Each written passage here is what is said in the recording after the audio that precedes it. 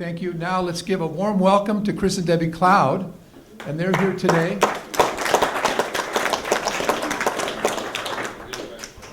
They're here today to share with us about grassroots activism and effective networking, and they have a fabulous program in Marshall, Virginia, the last Saturday of every month. They sponsor the Patriot Potluck Bonfire, and it started, they'll tell the whole story, but it started a few years ago, and it started small, and now it's grown really large. They have amazing speakers. You bring a folding chair and you bring a covered dish, and you show up, and a lot of folks. How many have been to the bonfire here? Raise your hand. There's a bunch of folks that have been and enjoyed it immensely. So, but they're going to talk about what they do and how they do it, and let's welcome them. Before Debbie starts, I want to tell you all. You mentioned earlier at the opening of this about spouses, and. Winston Churchill and Clementine were walking through London one foggy evening, and Clementine drops Winston's arm and scurries across the street, and she starts having an animated conversation with a guy that's sweeping the street. And she pecks him on the cheek and returns back to Winston and takes up his arm and just kind of strolls along, and Winston's like, huh. And she says, "Oh yeah, that was Charlie. Charlie was my first love. We were thick as thieves back in school." And Winston says, "Huh? Well, if you'd have married him, you'd have been a street sweeper's wife." And she says, "Oh no, hon. If I'd have married him, he'd be prime minister." With that, I present you Debbie Cloud. So how in the world do you follow that?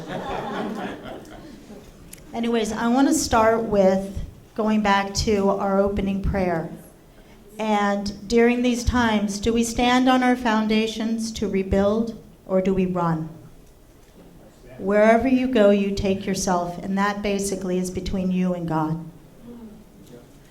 Chris and I remember when Trump, we were overseas and we hosted a party, and it was expats and a bunch of islanders, and we didn't think he had a chance in hell to win. And at 9 p.m., glued to the TV, we realized he was. Since that time, all of us have seen so much more about what's going on in our country than we ever knew before. Now, we mentioned earlier that this started in the late 80s, and I take it back that it actually started way before that. My mom was part of the PSYOPs program. She didn't understand it back then, but was a psychoanalyst that did research and focused on a lot of these things. And that shapes where we are today. And we got to remember that who we are today has been generations in coming, where they have manipulated. It is not the natural evolution of man between what God wants us and this division. It truly has been manipulated, and people have been, they understand the world differently. And we have to come from that premise that there are huge gaps in our understanding. We came home when Chris's father died, and we knew that all politics was local. So he said, "Hey, honey, what do you want to do for your birthday?" And I go, "Well, my friend Jill Vogel's running, and she's speaking locally on my birthday. Let's go." That was his introduction to local politics. Fast forward, we are actively involved in our local politics in our community, because wherever we go, we take ourselves. And we fought tooth and nail for Fauquier to win the 2019 election. And as we're sitting there scrolling, looking at the numbers, we realized 2019, we lost Virginia. And that was going to have profound effects on us here. We started meeting weekly, discussing what was coming. There ended up being a 2A wave across the country, but we knew that it wasn't about guns. There was this ideological concern, and this was about our Constitution, this was about our families, and this was about the American values that we hold dear. There were so much more than just the Second Amendment issues. That I thought that was kind of myopic. It was a huge issue. But that was going to be resolved, and so when the 2A constitutional county thing swept through Virginia, we noticed that we wanted to be involved, but we also wanted to be broader than that. We saw the emerging threats. We saw people scared with no idea what to do. And we knew we wanted to influence our elections, people engagement, education. So we started a PAC and we named it American Life and Liberty. Well, Chris and I are just two people, and every day we do exactly the same thing. We show up, we know what we're called to do, and we do it. The government has divided that into different organizations and tax filings, etc. We put these people together, and we had a board of supervisor come to us after all the bills that came in 2020 came to the floor, and that everybody was fighting about what is going to happen to Virginia. And the Board of Supervisors told us, people do not understand how our government works. They don't know what crossover day is. They just fought for every bill to get through the House and the Senate, and they don't know they're going to switch sides. So we ended up throwing a huge rally. Within 21 days, we raised just under $20,000. We put 500 people together. Would have been 2,000, but it was 27 degrees out. It was Leap, the last Leap Day, and up until then, February was glorious, and on Leap Day, the 29th, it was 27 degrees. But we still had 500 people show up out in Crockett Park in Fauquier County, which is the front line of the heartland, by the way. We had 17 speakers. In the morning was all our elected officials to explain what was going to go on with the government. In the afternoon were all the big organizations to talk about what their missions are, what they're doing, and how people can engage, get fight. It was a huge success. Then COVID hit, and everything changed. We were locked in our house, and all of us in the beginning were terrified of what was going to happen. The stories I've heard of plagues and Yellow Jack and all the rest of it, I thought there'd be dead bodies on the street. Whatever you believe, we had people in the government tell us that it was a bioweapon, and with my mother's background, I understood what that meant. We started meeting again in our home every weekend to discuss what were the problems and what we can do. The places that would normally meet were shut down, and we saw that as cause and effect. You know, the unintended or the intended but unspoken consequence of the COVID shutdowns was to keep people from meeting face to face. To shut down. They were called the publicans originally. You know, they met in the pubs and they had political discussions, and from that came our country. So we started our speakeasy like in the old days in our house, and we started putting people back together. Finally, they announced on July 4th. In early June, there was the proclamation that they were going. The government would allow you to have meetings, gatherings of up to 8 people for 4th of July, because COVID, And she says, we're sitting on the couch, and she turns to me and says, I'm so fed up with this whole year. I'm done with the year. I want to start over. And I thought for a minute, and I said, they say you can restart your day anytime. If you're having a bad day, just start over, right? And I said, well, why don't we reboot 2020? We just have New Year's Eve 2.0, and we'll start it over, because she thought for a minute. She said, the last day of June, the first day of July, that's 6 months into the year. Why don't we have a cookout and see if anybody wants to come? Does anybody else feel this way? Are they all fed up with the restrictions? And this was in 2020. So on a Tuesday night before 4th of July, he said we started out small. We did not. We intended to start out small. We had 150 people show up with their grandma's best dish, children running in the field. We have, at the time we were living, because we flew home because his father died, and his last request was to take care of his mother. So we were with her, taking care of her on the lake. And we had kids running in the field. People were talking for the first time since COVID started. Late that night. So I had a bonfire, of course, and as that's dwindling down, somebody turns to us and says, "Hey, when's the next one?" The what? The next one. And so since June of 2020, the last Saturday of every month, we've had the Patriot Potluck Bonfire. And we've had between, thank you, rain or shine, middle of winter, middle of summer. In the winter or in inclement weather, it's an open house. We have people in the house constantly. We've always got guests. But Daryl's our house Daryl's guest so right now. frequently that the dog doesn't even bark when he walks in. But we have this rain or shine, and the smallest are about 60 people, and the biggest have been upwards of 300.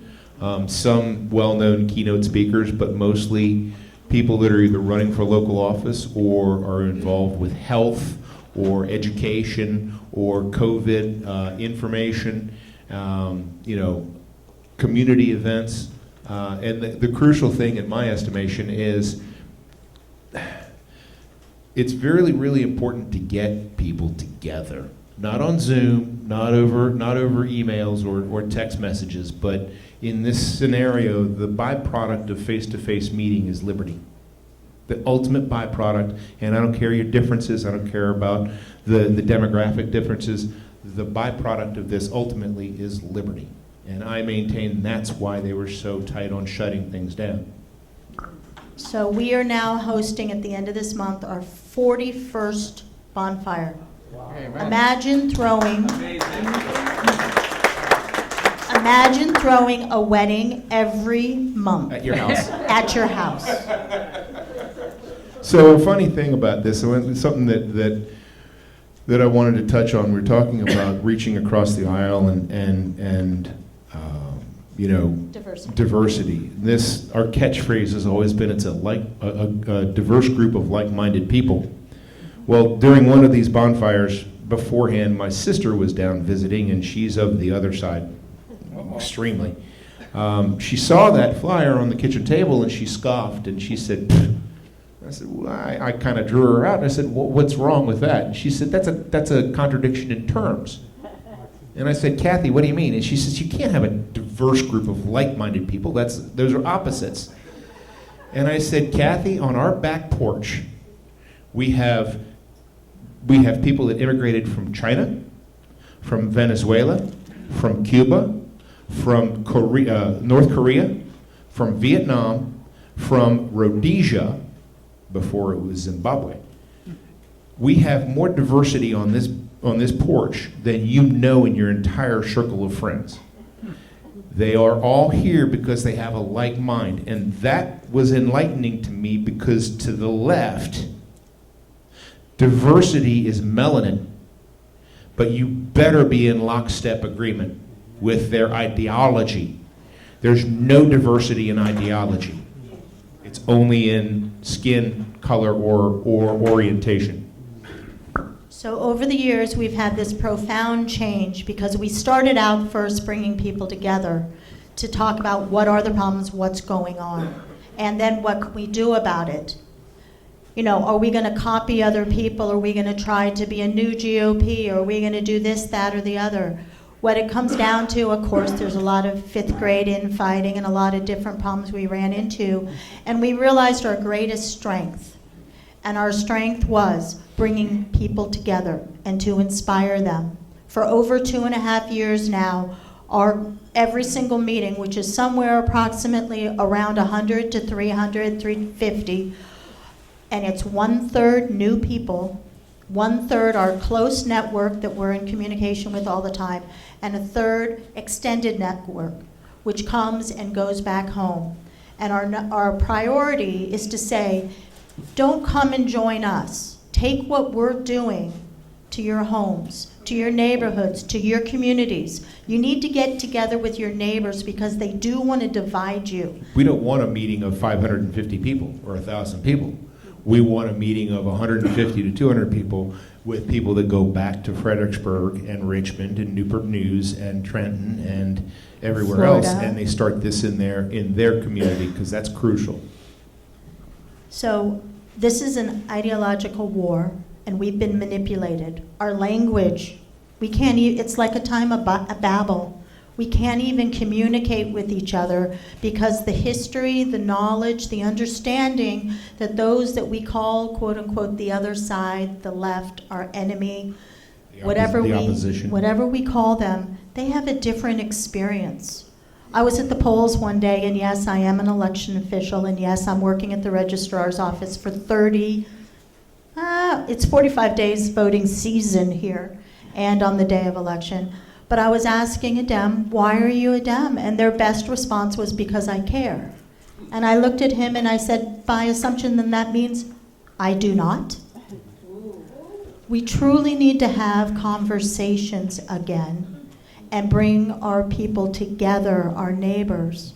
The first thing is we have to get right with God. That's between us and God. We need to get right in our homes or in ourselves with our own well-being. And then within our homes, our network, and then our community. All of us have God-given talents and gifts, and we have things that we can do. What I do is not what Chris does, but we actually work well together, so it's okay. But all of you have gifts. All of you guys have things you can do. You can get your neighbors together, and you can plan things like the settlement project.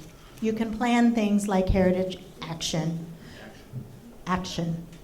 You can do things with Freedom Works and all their different organizations that they have. You can start your own, whether it's a Bible study, a book club, getting out to school board meetings. That's the most important thing.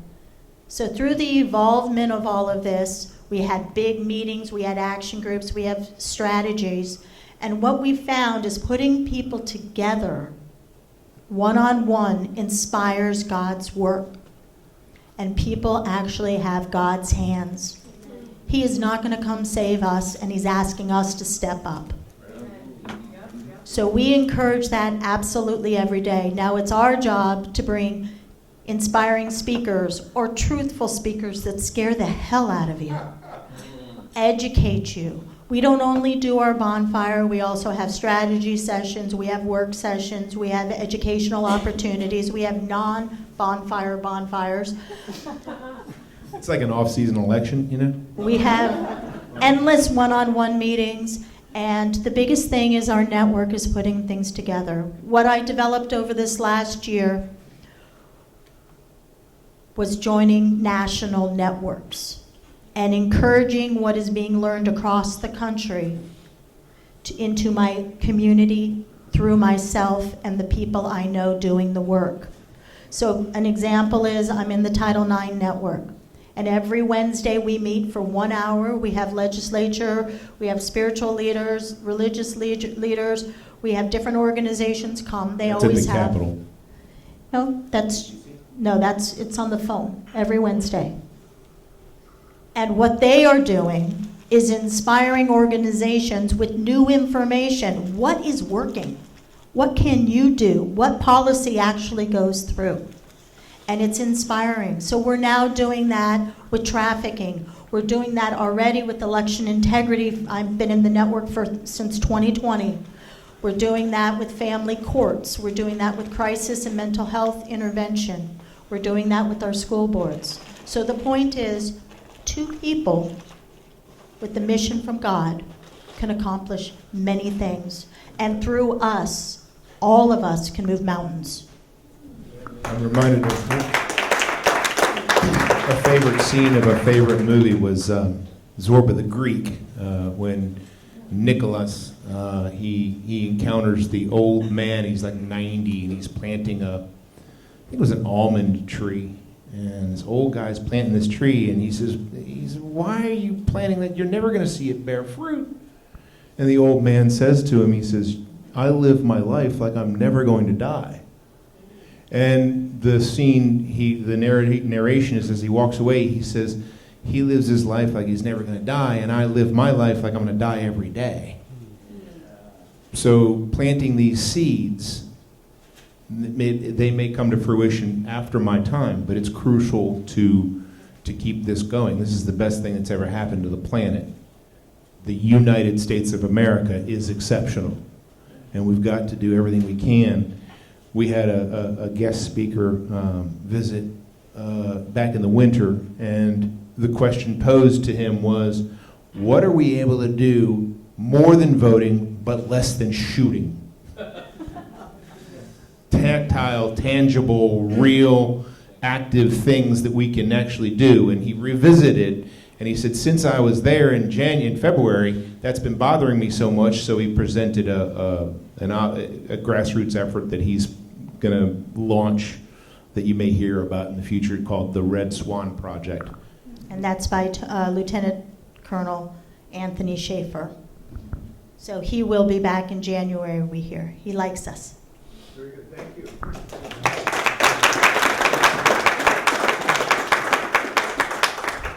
How did you get started? Did you just invite friends? Did you put it No, on Facebook? literally, we went to our local GOP when we lost, because nobody had warned us that we were going to lose Virginia. And we were all standing in the back, a group of us, going, we need to do more. Do you know what they're doing?